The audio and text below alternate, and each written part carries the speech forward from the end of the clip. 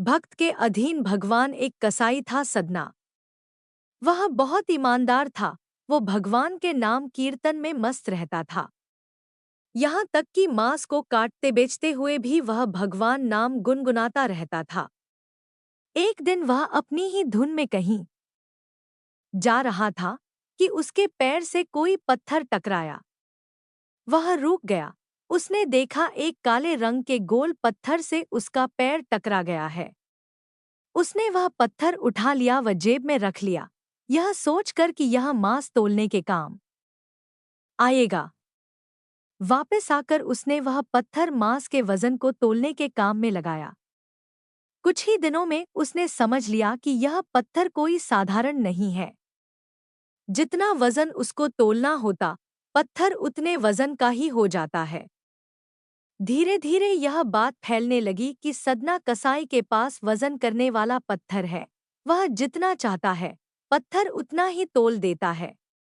किसी को 1 किलो मांस देना होता तो तराजू में उस पत्थर को एक तरफ डालने पर दूसरी ओर 1 किलो का मांस ही तुलता। अगर किसी को 2 किलो चाहिए हो तो वह पत्थर 2 किलो के भार जितना भारी हो जाता। इस चमत्कार के कारण उसके यहाँ लोगों की भीड़ जुटने लगी। भीड़ जुटने के साथ ही सदना की दुकान की बिक्री बढ़ गई।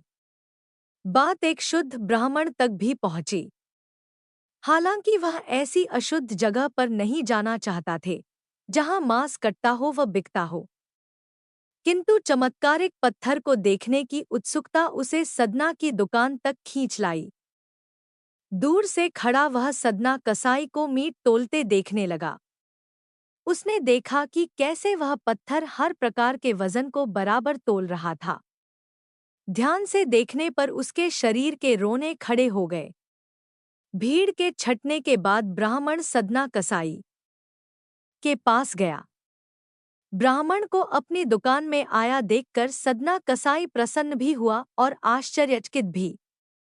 बड़ी नम्रता से सदना ने ब्राह्मण को बैठने के लिए स्थान दिया और पूछा कि वह उनकी क्या सेवा कर सकता है। ब्राह्मण बोला, तुम्हारे इस चमत्कारिक पत्थर को देखने के लिए ही मैं तुम्हारी दुकान पर आया हूँ, या यूँ कहें कि ये चमत्कारी पत्थर ही मुझे खींचकर तुम्हारी दुकान पर ले आया है। बातों ही बातों में उन्होंने सदना कसाई को बताया कि जिसे पत्थर समझकर वो मांस तोल रहा है, वास्तव में वो शालिग्राम जी है, जो कि भगवान का स्वरूप होता है। शालिग्राम जी को इस तरह गलेक्टे मांस के बीच में रखना व उनसे मांस तोलना बहुत बड़ा पाप है। सदना बड़ी ही सरल प्रकृति का भक्त था। ब्राह्मण की बात सुनकर उसे लगा कि अनजाने में मैं तो बहुत पाप कर रहा हूँ। अनुन्य विनय करके सदना ने वह शालिग्राम उन ब्राह्मण को दे दिया और कहा कि आप तो ब्राह्मण हैं, अतः आप ही इनकी सेवा प्रचर्या करके इन्हें प्रसन्न करें। मेरे योग्य कुछ सेवा हो तो मुझे अवश्य बताएं।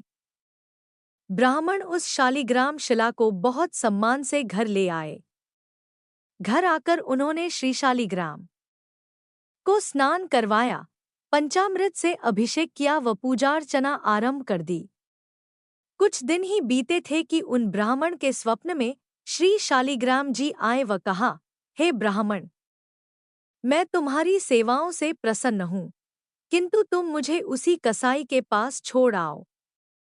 स्वप्न में ही ब्राह्मण ने कारण पूछा तो उत्तर मिला कि तुम मेरी अर्चना पूजा करते हो, मुझे अच्छा लगता है, परंतु जो भक्त मेरे नाम का गुणगान कीर्तन करते रहते हैं, उनको मैं अपने आप को भी बेच देता हूँ। सदना तुम्हारी तरह मेरा अर्चन नहीं करता है, परंतु वह हर समय मेरा नाम गुनगुनाता रहता है, जो कि मुझे अच्छा लगता है, इसलिए तो मैं उसके पास गया था। ब्राह्मण अगले दिन ही सदना कसाई के पास गया व उनको प्रणाम करके सारी बात बताई व श्री शालिग्राम जी को उन्हें सौंप दिया। ब्राह्मण की बात सुनकर सदना कसाई की आंखों में आंसू आ गए। मन ही मन उन्होंने मांस बेचने खरीदने के कार्य को तिलांजलि देने की सोची और निश्चय किया कि यदि मेरे ठाकुर को कीर्तन पसंद है तो मैं अधिक से अधिक समय नाम कीर्तन ही करूंगा।